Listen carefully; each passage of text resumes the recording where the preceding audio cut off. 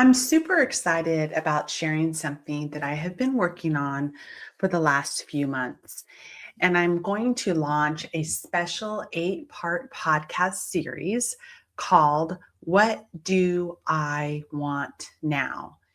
And so this one is a little personal, but it's going to be so powerful, informative, very, very, very detailed. And I think there comes a point in our lives when we start asking different questions or second guessing ourselves. We spent years building maybe our careers, maybe businesses, you've built families, relationships, and lives that we're completely proud of. But we've been the leaders, the problem solvers, and one everyone depends on, right? But somewhere along the way, a different question can start getting louder for us and louder and louder. What is that question? What do I want now? And sometimes we don't even know the answer. Not what should I want? Not does everyone else think that I want? Not what makes most sense on paper, because, right, everyone says put it on paper. What do I want for the next chapter of my life? Over 8 episodes, we're going to have more very real conversations about the different identities, which is success, identity, burnout, career, confidence, the pressure of being the strong one, whether it's ever too late to make a change or not, and how to figure out what's actually next for you. This isn't about blowing up your life and starting all over. It's not. It's about getting honest about whether the life you're living still fits the woman that you're becoming or the person you are becoming. If you've been feeling something shifting inside you, maybe it's lately, maybe it's in the last few months, maybe this year so far, even if you quite don't know how to explain what it is, what do I want now is what we're going to talk about. So let's talk a little bit about, I'm going to ask a couple of questions, and I want to start with a series of questions. What do you want? And I really want you to sit with this. And before you answer, what do you want? I want to take away all the unusual qualifiers that determines what do you want. Not what should you want, not what is realistic, not what your husband wants you to do or your kids need you to do, not what your boss expects you to do, not what would look so impressive to your friends and family, social media, not what would make everyone around you feel comfortable. I'm going to go back to asking you this question. What do you want? If your immediate thought was, Nancy, I don't know. Why do you keep asking this? I want you to hear this. The answer is more common than you think, especially for successful women, successful people, because we become very good at knowing what needs to happen next in our lives. We know what the team needs. We know what the family needs. We know what our business needs. We know what has to get done before the end of the week, like by Friday. We know what problem needs to be solved. And we know what everyone or everybody is waiting on. But knowing what needs to happen is not the same as knowing what you want. And that is the conversation I want to have with you over the next 8 episodes. So follow me here. There can be a point in our life when nothing is terribly wrong, but something is no longer completely right. It's not sitting right with you. Maybe you outgrew wherever you were at in your life, and that is confusing. Maybe you want to have a career that you work so hard and still wonder whether you want to keep doing it. You've been in it forever. You can love your family and still want more space for yourself. And when we think that we want more space for ourselves, we feel guilty. And you can be financially comfortable, but still feel like you're missing something. You could be grateful and restless at the same time. And because nothing is technically, quote unquote, wrong, we often dismiss the feeling. We just dismiss it completely. And sometimes you don't know you're dismissing it. And because nothing, you may think that something is wrong, but nothing's wrong. So we tell ourselves, stop complaining, be grateful. You have it good. Do you know what other people would just kill for the life that you have? But what if that feeling isn't a complaint? What if it's just information? So here's the first framework that I want to teach you in these 8 series. I call it the want versus should test. I call it the want versus should test. I'm telling you, I've been literally thinking about this for several months and trying to make it where all these episodes are just crystal clear, simple, and easy for you. That's the way I love to coach. I don't like to overcomplicate things.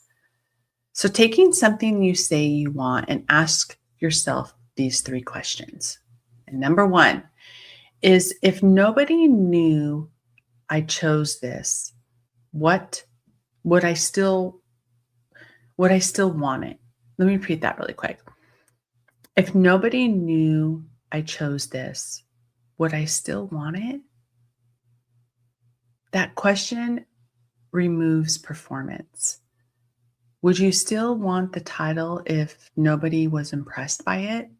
Would you still want the bigger house if nobody saw that house? Would you still want to stay in the role if nobody judged you for leaving that role? Would you still want to run the business this specific way if you didn't feel responsible for proving something? Does this make sense? Number 2 question. If I knew nobody would be disappointed in me, what would I choose?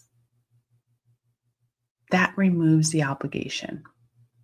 This is a big one for women who have become the dependable person. And sometimes they think keeping us in a place that is not desire. It is a fear of disappointing people who become comfortable with the version of us that always says what? Yes. And number 3 is, if I could not use the words I should, what should I say? I should stay because I make good money. I should be happy because I have so much. I should keep doing this because this specific thing, because I've invested 10, 15, 20 years. I should say yes because they need me. Should is not always wrong. Responsibilities are real. Consequences are real. But should can become so loud that we can no longer hear the want. I'm going to go back. What is it that you want now? Now, I'm telling you this to make every decision based on what it feels good today. And that is not because mature decision making looks like. It's just not. I'm asking you to become aware of the difference between a desire and an obligation. Because if you don't know the difference, You can spend another 5, 10 years building a life that you are very good at managing, but no longer excited about living, right? And let me give you an example.